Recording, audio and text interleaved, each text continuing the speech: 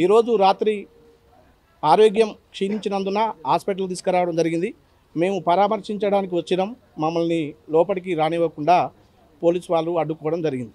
ఈరోజు అంటే చెప్పే ప్రయత్నం చేయలేదు. అంటే వాళ్ళకంటూ ఫ్యామిలీ ఉంటుంది, ఫ్యామిలీ కోసమైనా ఉండాల్సిందే కదా. ఇట్లా చేయడం వల్ల రేపటి రోజు ఏమైనా అయితే ఫ్యామిలీకి ఎవరు చెప్పే ప్రయత్నం చేయాలి. మమ్మల్ని లోపలికి పోనిస్తే కదా మేము ఏమన్నా సలహా ఇవ్వడానికి. ఇప్పుడు మమ్మల్ని చూడడానికి వచ్చినాం.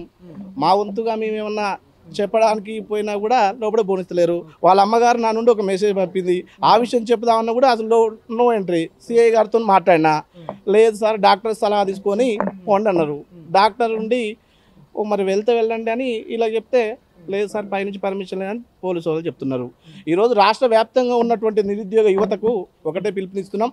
ఏ జిల్లాలో ఉన్నటువంటి లైబ్రరీలో ఉన్నటువంటి చదువుకునేటోళ్ళు లైబ్రరీలలో, బయట చదువుకునేటోళ్ళు బయట, ఎక్కడికక్కడ జిల్లా వైడ్గా, మండలం వైడ్గా, రెవెన్యూ డివిజన్ వైడ్గా ప్రెస్ మీట్లు పెట్టి అశోక్ సార్కు మద్దతుగా మీ యొక్క నోటిఫికేషన్లు వచ్చే విధంగా మీరందరూ పోరాటం చేయాలని మీ అందరికీ చేతులెత్తి దండం పెడుతున్నాను.